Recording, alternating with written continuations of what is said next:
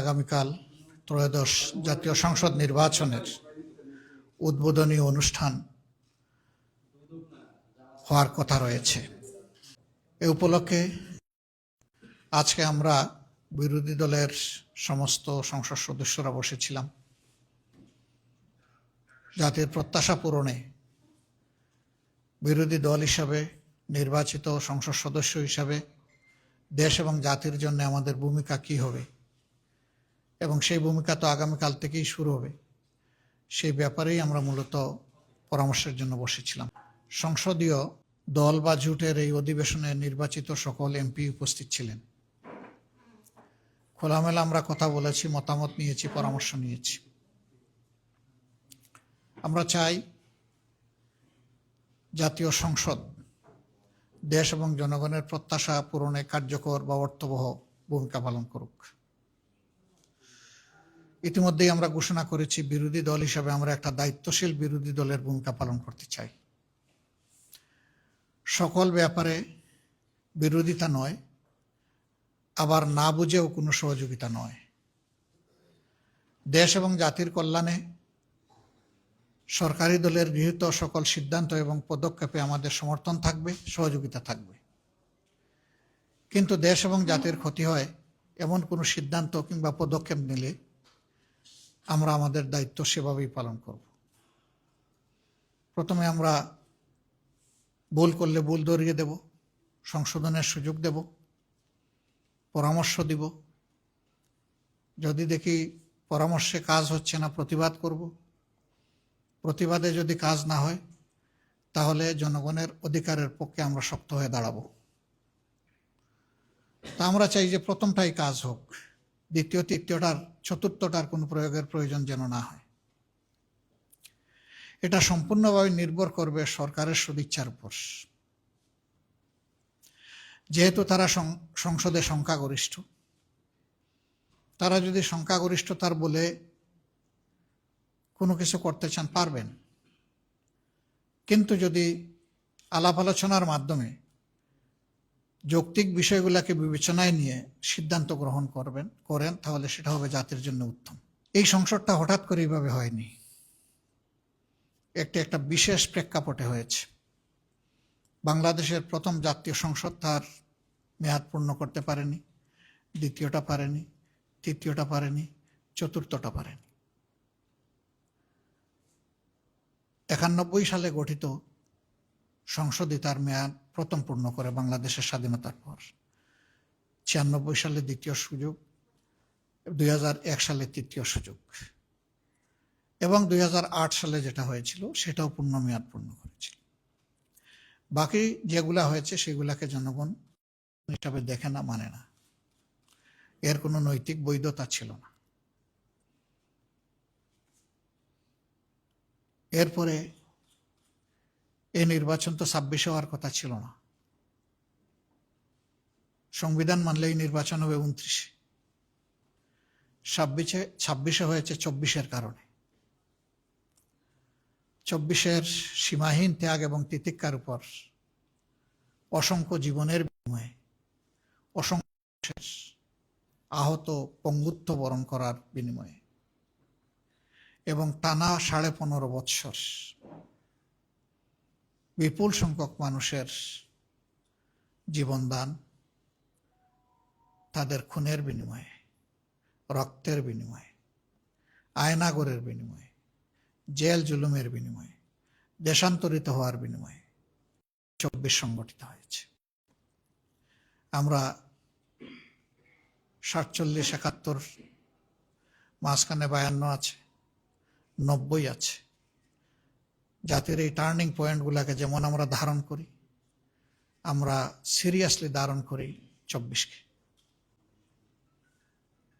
দুইবার দেশ স্বাধীনতার মুখ দেখলেও স্বাধীন নাগরিক হিসাবে এদেশের মানুষেরা তাদের অধিকার ভোগ করতে পারেনি, বরঞ্চ দফায় দফায় স্বৈর শাসন জাতির ঘাড়ে চেপেছে। দুঃশাসনের কবলে জাতি পিষ্ট হয়েছে। দুর্নীতির কারণে জাতি সরাসরি প্রত্যেকটি নাগরিক ক্ষতিগ্রস্ত হয়েছে। মানুষ অধিকার হারা হয়েছে। সর্বক্ষেত্রে বৈষম্য প্রতিষ্ঠিত হয়েছে। এই জন্য জুলাই উই ওয়ান্ট জাস্টিস,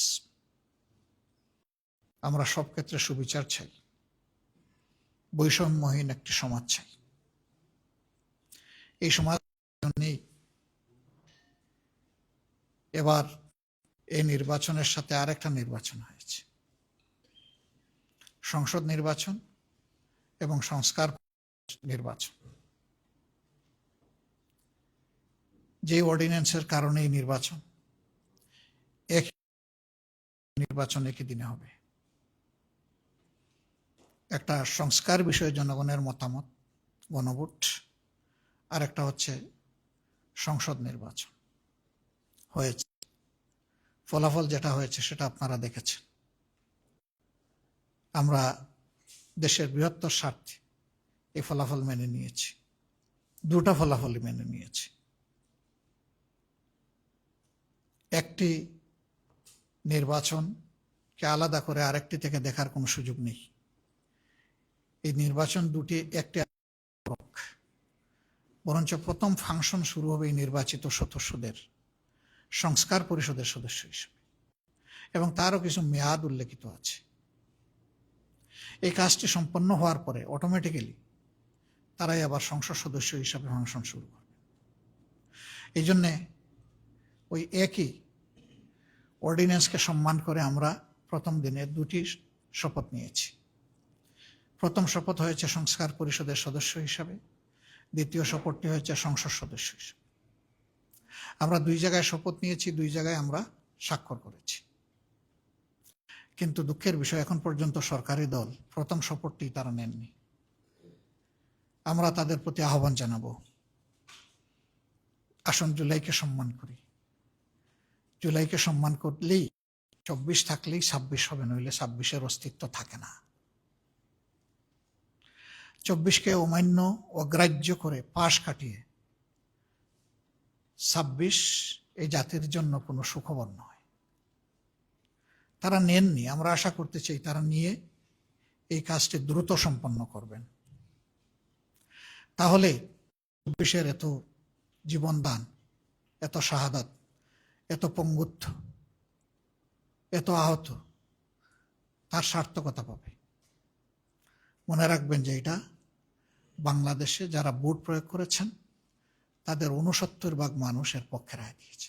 এটাকে অগ্রাহ্য করার কোনো সুযোগ নেই। আমরা এর পক্ষে ভূমিকা রেখে যাব, এবং আমরা চাইব যে 4টি বিষয়ে গণভোটে দেওয়া হয়েছিল তার সবগুলি হুবহু গ্রহণ করা হোক, বাস্তবায়ন করা হোক।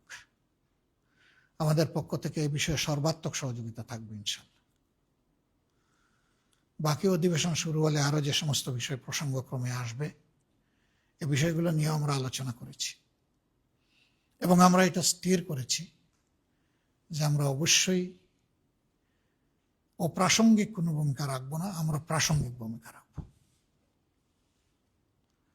আমরা আগেই বলেছি, বিরোধিতার জন্য বিরোধিতা নয়, সহযোগিতা করতে হলে সেটা দেশ এবং মানুষের জন্য, আর বিরোধিতাও করতে হলে দেশ এবং মানুষের অধিকারের জন্য। এ লড়াই ইনশাআল্লাহ আমরা সংসদে করব, প্রয়োজনে এই লড়াই রাজপথেও হবে। এটা গণতন্ত্রের সৌন্দর্য।